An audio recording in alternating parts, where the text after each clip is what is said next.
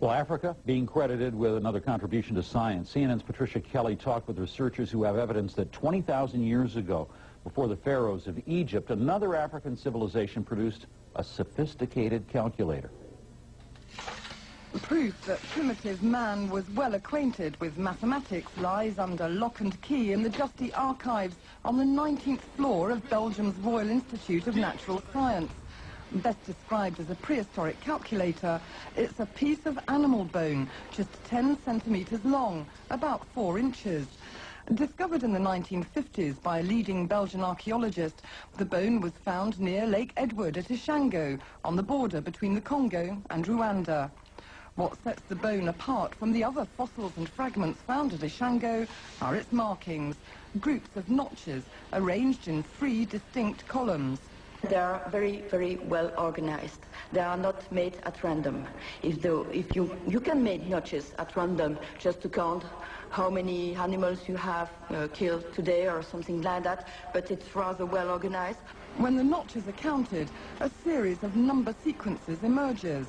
They suggest a number system based on 10, another based on 12, as well as a knowledge of multiplication and of prime numbers. This is a replica of the bone. It's thought this piece of quartz at the tip may have been used for writing or engraving. The Ishango bone may also be proof that a highly advanced civilization existed in Central Africa 15,000 years before the emergence of Egyptian culture. Homo sapiens may therefore have evolved in Central Africa before anywhere else in the world. We have more and more proofs of mathematical activities in Africa, not written, but on stones, on bones, on strings. So indeed, there are more reasons to think that it's the start of the very first mathematical activity. And in my view, of course, it should not be on the 19th floor. It should be on a golden table at the entrance of the museum. It's thought Ishango man's numbers system may have spread north following the River Nile into Egypt, as well as into West Africa. Now his influence may travel even further. This award-winning film director wants to take the bone into space and make a documentary about it.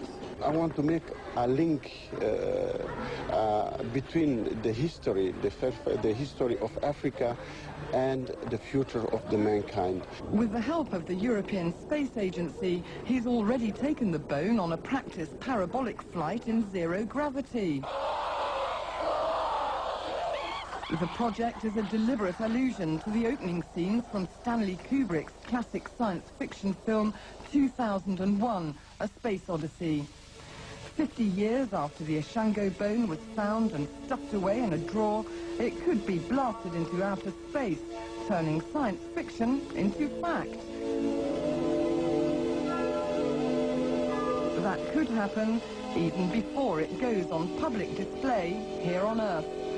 Patricia Kelly, CNN, Brussels.